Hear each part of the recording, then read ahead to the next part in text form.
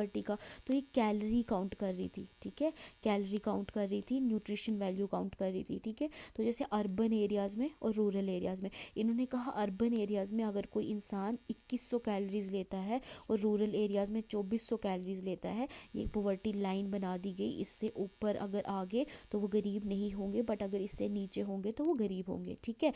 तो इन्होंने poverty line बता दी इंडिया के अंदर। और वाई के अलग कमेटी जो थी 79 में आती है, पहले डेट इंपॉर्टेंट है, फर्स्ट ऑफिशियल कमेटी थी। और ये कैलोरी को काउंट करके, कैलोरीज आपके सामने है, आपको कैलोरीज याद रखनी है। तो ये अर्बन में 2100 थी और रूरल में 2400 थी, ठीक है।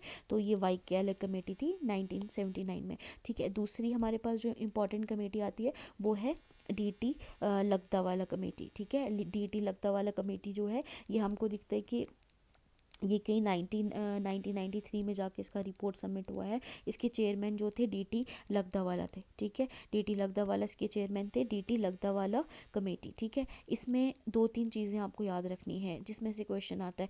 सबसे पहले तो इसने भी कैलोरी के बेसिस पे, न्यूट्रिशन वैल्यू के बेसिस पे जो है अपनी रिपोर्ट, न्यूट्रिशन बेसिस पे पॉवर्टी को डिवाइड करने की, लोगों को डिवाइड करने की बात की थी, पॉवर्टी काउंट करने की बात की थी, ठीक है। दूसरा इम्पॉर्टेंट चीज़ जो सवाल आता है that is state specific poverty line, ठीक है। इसने बोला था कि स्टेट स्पेसिफिक पॉवर्टी लाइन होनी चाहिए। स्टेट स्पेसिफिक यानी अपनी अपनी स्टेट्स की पॉवर्टी लाइन जो है हमें नेशनल बेसिस पे उसको डिवाइड करके पॉवर्टी लाइन को बनाना है। State specific poverty line should be constructed, ठीक है।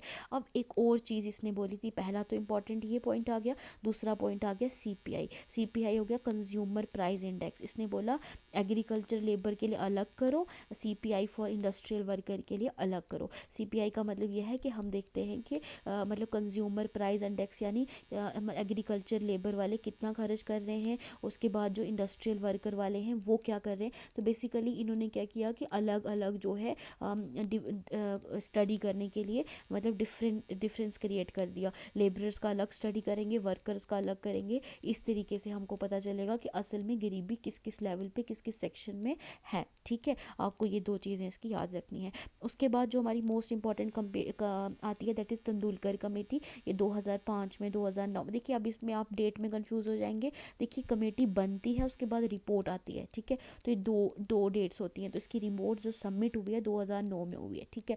अब जो इस कमेटी का इम्पोर्टेंस है ना वो ज़्यादा है।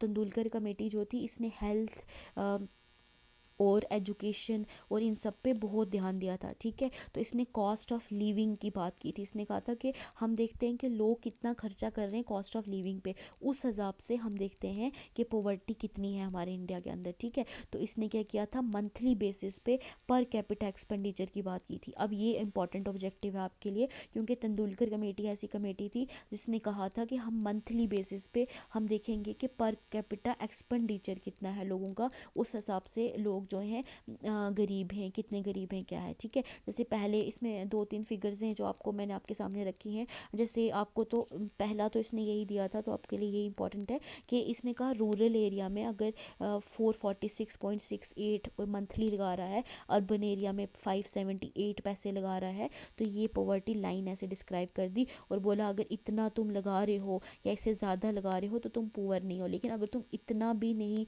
कर पा रहे हो तो फिर तुम पॉवर्टी में आ जाओगे, ठीक है।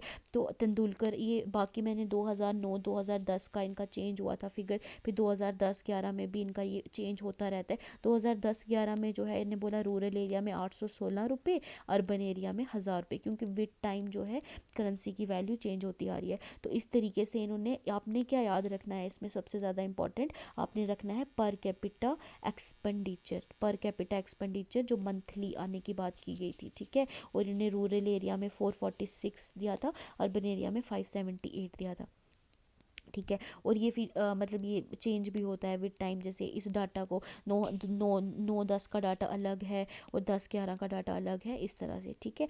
तो जो इसमें आपने याद रखना है कि मतलब तेंदुलकर कमेटी के मुताबिक, ठीक है, तेंदुलकर कमेटी के मुताबिक जो है कम से कम 41.8% जो लोग हैं रूरल एरिया में, ठीक है, वो जो है वो गरीब हैं, वो बिलो पॉवर्टी लाइन रहते हैं। और 25.7 तकरीबन अर्बन एरिया में वो भी गरीब हैं। तो ये एक बहुत बड़ा नंबर है, 40% यानी 41-42% रूरल एरिया के लोग गरीब हैं और 25-26% अर्बन एरिया के लोग गरीब हैं, तेंदुलकर कमेटी की रिपोर्ट के मुताबिक। ठीक है, चलिए अब उससे ज़्यादा इंपॉर्टेंट कमेटी थी सी रंगारंजन कमेटी। सी रंगारंजन कमेटी 2012 में आती है, इंपॉर्टेंट कमेटी है। देखिए इनकी रिपोर्ट्स बहुत बड़ी होती थी और इनमें बहुत सारी जो है मतलब जो रिकमेंडेशन हुआ करती थी। तो हमें सब चीज़ें कवर नहीं करनी, हम मेन चीज़ें ही इसकी कवर करेंगे, ज़्यादा नहीं करेंगे। ठीक है, तो रंगारंजन कमेटी जो है ये मतलब सी रंगारंजन के अंदर जून 2012 में बनाई गई। ठीक है, अब इसके अंदर जो है मेन वही पर कैपिटा एक्सपेंडिचर की बात थी, पर यहाँ पे रूरल एरिया में जो लिमिट सेट की गई वो ₹32 पर डे और अर्बन एरिया में 47 पर डे। आपको ये नंबर याद रखना है। इसने बोला 30% पॉवर्टी है इंडिया के अंदर। ठीक है, तो ये सेट कर दिया गया। ठीक है, उसके बाद जो है रूरल एरिया में जैसे ₹972 मंथली और अर्बन एरियाज़ में 1400 रुपये पर मंथ। अगर आप जो है मतलब मंथली पर कैपिटा एक्सपेंडिचर है तो इस लेवल से अगर नीचे है तो आप पॉवर्टी लाइन के अंदर आ जाएंगे। ठीक है, होप यू अंडरस्टैंड। ठीक है, तो इसमें कुछ है नहीं इंपॉर्टेंट, एक तो आपको इनकी डेट्स याद रखनी है, दूसरा आपको इनका फिगर ये थोड़ा सा याद होना चाहिए। इसमें कोई शॉर्टकट नहीं है, आपको ये फिगर्स याद करने ही पड़ेंगे, सबके नहीं तो एटलीस्ट आपको रंगारंजन कमेटी की फ़िगर, ये वाली फ़िगर याद होनी चाहिए, क्योंकि ये वाली तो रिसेंट ही है, तो आपको ये वाली ध्यान रहना चाहिए। ठीक है, और थोड़ा सा ये क्वेश्चन जो आया हुआ है ना DT लगदा वाला से आया हुआ है कि स्टेट स्पेसिफिक पॉवर्टी लाइन किसने दी थी, तो आपको ये याद रखना है। ठीक है, तो गाइज़ ये आपका ये हो गया। ठीक है, आगे चलें, आगे हम जो इम्पोर्टेंट है टॉपिक वो कवर करते हैं। देखिए अब मैं आपको बताती हूँ कि SDG गोल मैं आपको बार बार बता चुकी हूँ, आप साहिल सर का लेक्चर है, आप डायरेक्टली जाके देख सकते हैं। उसके अंदर जो पहला गोल है और 1.2 गोल है उसमें लिखा है ending poverty in all forms, और हंगर को ख़त्म करना है। तो SDG बेसिकली क्या है कि सस्टेनेबल डेवलपमेंट गोल्स हैं। तो इन ये कुछ गोल्स दिए गए हैं जो हमें 2030 तक कंप्लीट जो है करने हैं। तो उसमें बोला गया है कि पॉवर्टी जो है उसको पहले नंबर पे रखा है कि हमें पॉवर्टी को ख़त्म करना है, हमको हंगर को ख़त्म करना है। तो SDG गोल में भी पॉवर्टी का पहला नंबर है, याद रखना आ सकता है। SDG गोल तो हर जगह इंपॉर्टेंट है, आगे आप इन अनएम्प्लॉयमेंट भी पढ़ेंगे, वहाँ पे भी SDG गोल इंपॉर्टेंट है। ठीक है, आगे चले, बहुत इंपॉर्टेंट चीज़ जो आपके लिए इम्पॉर्टेंट है वो है ग्लोबल यानी all international multi dimensional poverty index. अब चलिए देखते हैं ये क्या है।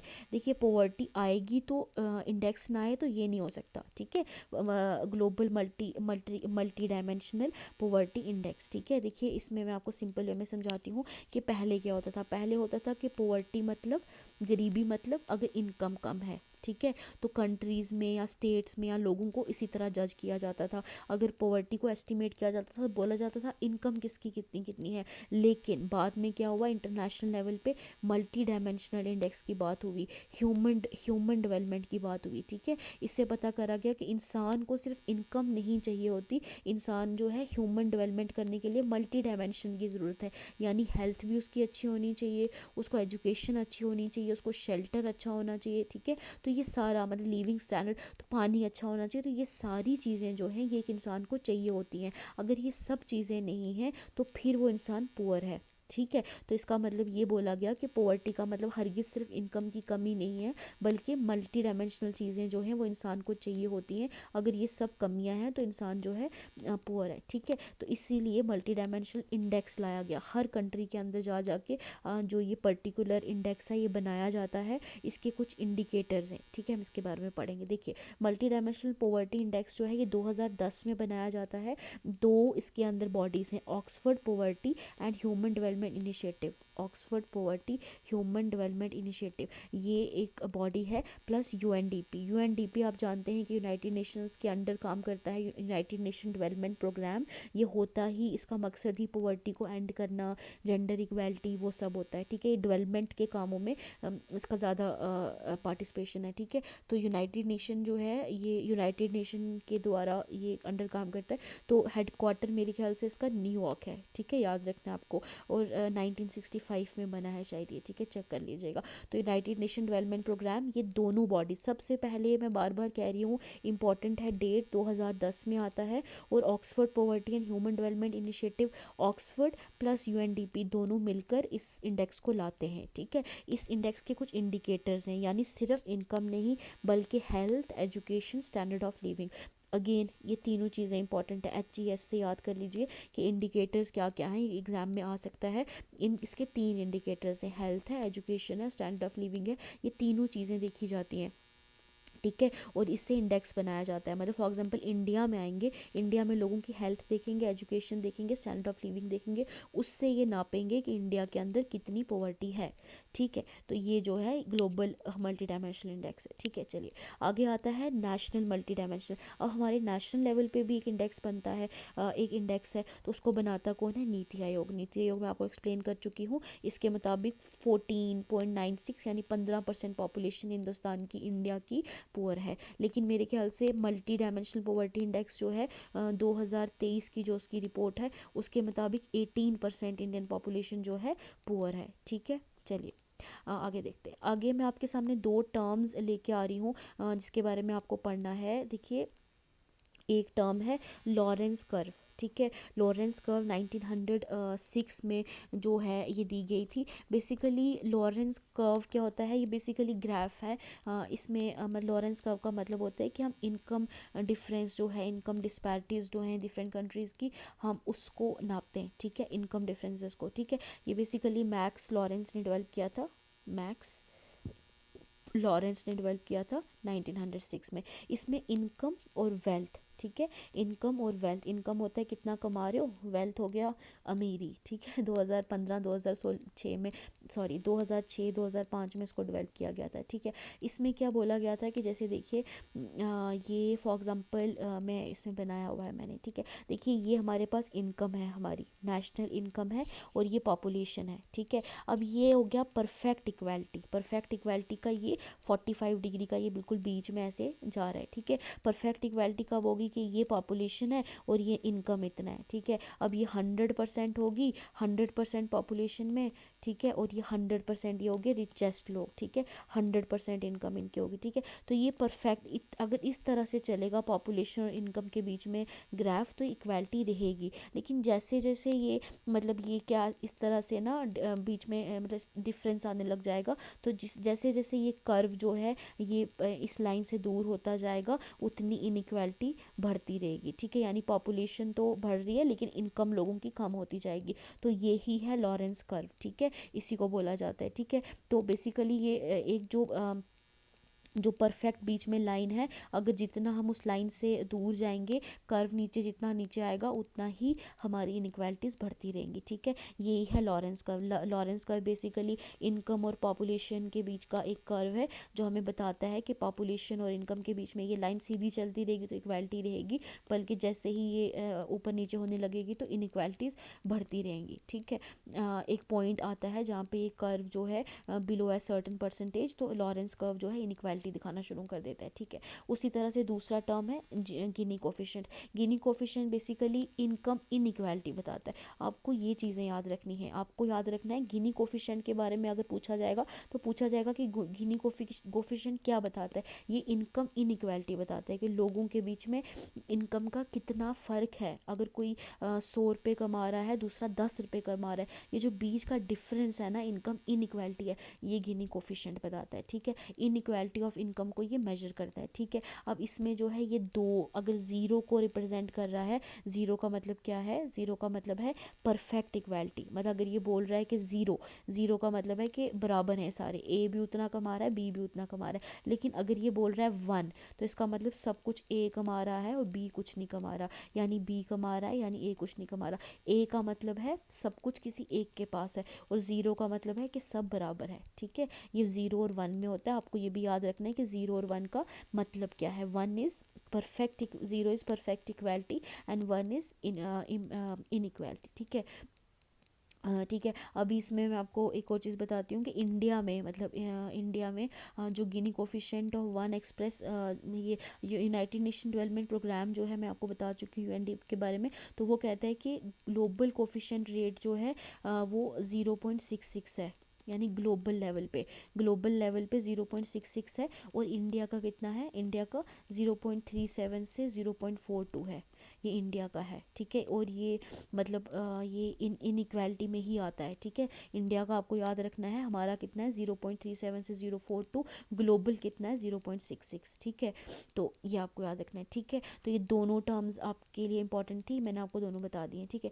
चलिए आगे बढ़ते हैं, ये लास्ट इसका टॉपिक है कि हमने अब ये तो हो गया कि पोवर्टी एलिवेशन प्रोग्राम्स कौन कौन से हैं। देखिए मैं आपको एक बात बताती हूँ कि जितने भी हम यूनिट 6 के अंदर प्रोग्राम्स पढ़ते हैं, या फिर जितने भी प्रोग्राम्स जो एम्प्लॉयमेंट के रिलेटेड होंगे, जो गर्ल चाइल्ड के रिलेटेड होंगे, जो जॉब्स के स्किल डेवलपमेंट के रिलेटेड हैं, या जितने भी हैं, बेसिकली उनका मकसद होता है पोवर्टी को हटाना। पोवर्टी को हटाना, या फिर मतलब जो भी हम वुमेन के लिए करते हैं, बच्चों के लिए करते हैं, जॉब्स के लिए, स्किल के लिए, तो वो सब चीज़ें जो है पोवर्टी को खुद ब खुद हटाती हैं। ठीक है। वो पॉवर्टी को, अगर हम किसी एरिया को, पंचायत को डेवलप करते हैं, कुछ भी करते हैं, तो उनका वो अल्टीमेटली पॉवर्टी हटती है। तो इसलिए जितने भी प्रोग्राम्स हैं वो डायरेक्टली इनडायरेक्टली जो है पॉवर्टी के साथ लिंक करते हैं। मैं आपको कुछ इंपॉर्टेंट पहले करा देती हूँ, फिर हम इन सबको भी एक बार गो थ्रू कर देंगे। ठीक है। इंपॉर्टेंट मतलब जो अभी रिसेंट हुए, मैं एक बार आपको उन चीज़ों के बारे में बताती हूँ। जैसे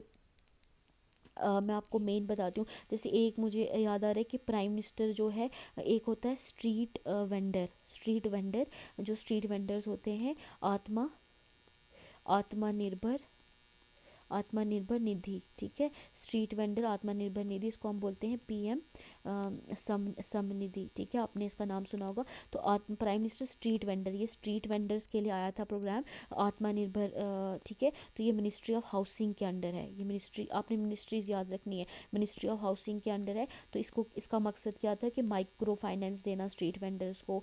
ठीक है। कोविड-19 पैंडेमिक में आया था, तो याद रखना है कि 2020 में। तो ये जो अभी अभी आए हैं, ये आपको याद रखने हैं। पीएम समनिधि आपने याद रखना है 2020 में। तो डायरेक्टली इनडायरेक्टली ये जो है ये खुद ब खुद ही पॉवर्टी को ख़त्म कर देता है। जैसे मैं इसको थोड़ा अच्छे से लिखती हूँ, तो देखिए एक और इम्पॉर्टेंट जो प्रोग्राम मुझे याद आ रहा है, जैसे आता है कि प्राइम मिनिस्टर जो है श्रम श्रम योगी मनधन। ठीक है। श्रम योगी मनधन। ठीक है। इसको बोलते हैं पीएम। ठीक है। श्रम योगी मनधन। ठीक है। श्रम योगी मनधन जो है, ये भी 2019 में ये स्कीम आई थी, मिनिस्ट्री ऑफ लेबर के अंदर है ये। ठीक है। मिनिस्ट्री ऑफ लेबर के अंदर है, सेंट्रल गवर्नमेंट स्कीम थी। तो बेसिकली ओल्ड एज प्रोटेक्शन थी, यानी आपको बाद में पेंशन मिलेगी ओल्ड एज में जाके। ठीक है। तो अनऑर्गेनाइज्ड वर्कर्स के लिए, तो आपको याद रखना है पीएम श्रम योगी मनधन योजना जो थी, ये लेबर मिनिस्ट्री ऑफ लेबर के अंडर थी। और ये basically old age pension provide करने की बात करती थी अनऑर्गेनाइज वर्कर्स को। उसी तरह से एक इम्पॉर्टेंट, ये 2019 का हो गया। उसके अलावा एक है नेशनल न्यूट्रिशन मिशन, जो है हम पढ़ेंगे आगे भी बहुत डिटेल में इसको। नेशनल न्यूट्रिशन मिशन जो है, ये भी पॉवर्टी ख़त्म करने के लिए 2018 में आता है। पोषण अभियान भी इसको बोलते हैं, आपके आपके सिलेबस में भी आएगी। ठीक है। पोषण अभियान भी बोलते हैं। मिनिस्ट्री ऑफ वुमेन चाइल्ड के अंदर था, तो इसके अंदर भी न्यूट्रिशन को कवर करने की बात की गई है। ठीक है। उसके अलावा जो है और भी जैसे एक सबसे इम्पोर्टेंट है, जैसे प्रधानमंत्री गरीब, ठीक है, गरीब कल्याण योजना। गरीब कल्याण योजना जो है ये 2016 में आती है। ये मिनिस्ट्री ऑफ फाइनेंस, सबसे पहले तो आपको इनकी मिनिस्ट्रीज याद रखनी है जो इंपॉर्टेंट है। मिनिस्ट्री ऑफ फाइनेंस, गरीब Kalyan Yojana 2016 ministry of finance ने लॉन्च किया था। तो इस स्कीम के अंदर जो है हम जो मतलब जो है हम 50% अनडिस्क्लोज इनकम जो है एडिशनल 25% करके ये हम इन्वेस्ट करते थे स्कीम्स में, और रिफंड होती थी 4 साल के बाद विदाउट एनी इंटरेस्ट। ठीक है। तो मिनिस्ट्री ऑफ फाइनेंस के अंदर थी गरीब। अब ये जितनी भी स्कीम्स हैं, ये डायरेक्टली इनडायरेक्टली जो है ये रिलेटेड है पॉवर्टी को ख़त्म करने के लिए। जैसे एक और है, जैसे प्राइम मिनिस्टर जो उज्ज्वला योजना थी, उज्ज्वला योजना आप जानते हैं क्या थी? क्या उज्ज्वला योजना 2016 में आई थी, ये मिनिस्ट्री ऑफ पेट्रोलियम के अंडर थी। तो इसके अंदर क्या होता था कि एलपीजी सिलेंडर्स कनेक्शंस जो हैं वो दिए जाते थे, और ये इसमें वुमेन को भी मुझे लगता है कि इसमें जो है डीपीटी भी था, डायरेक्ट बेनिफिट ट्रांसफ़र, कुछ पैसे जो हैं आपके अकाउंट में डाले जाएंगे अगर आप एलपीजी सिलेंडर लेते हैं। तो ये जितनी भी स्कीम्स हैं डायरेक्टली इनडायरेक्टली जो है ये पॉवर्टी को ख़त्म करने के लिए बनाई जाती हैं, ठीक है। अब जो ऊपर मैंने कुछ आपके सामने लिखी है, मैं आपको एक बार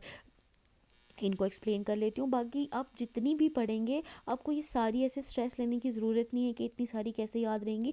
मैं आपको बेसिक बेसिक जो इंपॉर्टेंट होंगी वो हाईलाइट करा देती हूँ। जैसे जवाहर रोज़गार योजना, ठीक है। जवाहर, देखिए नाम से लगता है जवाहर रोज़गार योजना, तो ये रोज़गार की बात करती थी, एम्प्लॉयमेंट की बात करती थी रूरल एरिया में। तो ये मतलब पॉवर्टी एलिमिनेशन प्रोग्राम था। उसके बाद integrated rural development program IRDP, ये इंपॉर्टेंट है। IRDP जो है ये integrated rural program one of the important program था जो इंडिया के द्वारा लाया गया। तो इसके अंदर जो रूरल पुअर थे हम उनको सब्सिडी की फॉर्म पे बैंक क्रेडिट जो है देते थे, या एम्प्लॉयमेंट अपॉर्चुनिटीज़ भी देते थे, ठीक है। उसके बाद आता है रूरल हाउसिंग, ठीक है। इंदिरा आवास योजना, देखिए पुरानी इंदिरा आवास योजना थी, तो इसके अंदर भी हम ना रूरल हाउसिंग की बात की गई थी। जो बिलो पॉवर्टी उनको फ्री हाउसिंग दी जाती थी, BPL वाले लोगों को, इंदिरा आवास योजना। उसके बाद कहते हैं फूड फॉर वर्क प्रोग्राम, ठीक है। उसके बाद national old age pension scheme, जो मैं अभी आपको पेंशन स्कीम बता चुकी हूँ, ये उसी तरह की कुछ थी, ठीक है। उसके बाद अन्नपूर्णा स्कीम, अन्नपूर्णा स्कीम के अंदर हम जो है फूड जो है सीनियर सिटीजन्स को प्रोवाइड करते थे, ठीक है।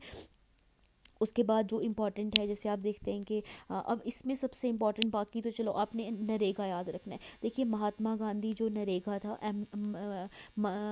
MG नरेगा जिसे कहते हैं, 2005 में आई थी। ये स्कीम इम्पॉर्टेंट है, ये गरीबी हटाने के लिए भी थी और एम्प्लॉयमेंट के लिए भी थी, ये दोनों में आप पढ़ेंगे। इसमें हम 100 दिन का काम देते थे, एक्टिव 100 डेज एम्प्लॉयमेंट देते थे एवरी ईयर, हर साल को रूरल हाउस होल्ड। पहला तो 100 दिन का काम रूरल हाउस होल्ड में, ठीक है। और 1/3 of propose job would be reserve for, इसके अंदर 1/3 जो है काम किसको मिलना चाहिए था? वुमेन को, ठीक है। इसको सेंट्रल गवर्नमेंट जो है national employment guarantee fund establish किया गया था, और स्टेट एम्प्लॉयमेंट गारंटी फंड भी एस्टैब्लिश किया गया था, ठीक है।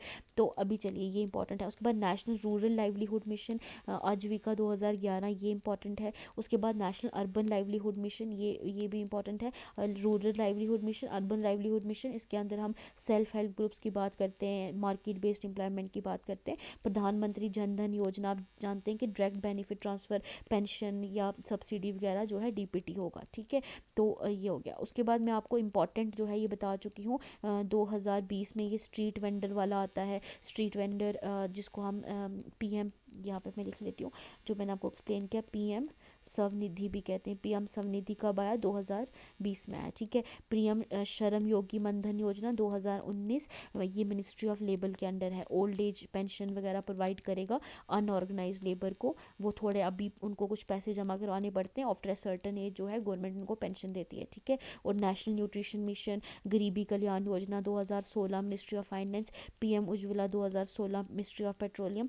तो इस तरह से ये इंपॉर्टेंट जो है कुछ मिशंस हैं जो आपको याद रखने हैं, ठीक है। इसके अलावा भी मुझे कुछ बीच में याद आएगा तो मैं आपको एक्सप्लेन करूँगी। देखिए इस तरह तो ये हज़ारों मिशंस हैं, तो आप इन सब हज़ारों मिशंस को नहीं पढ़ सकते, लेकिन आप फिर भी ये जो मैंने आपको करवाए हैं आपको इनको 100% पढ़ना है, क्योंकि मैंने ये जो है ये मोस्ट इंपॉर्टेंट ही निकाले थे, ठीक है।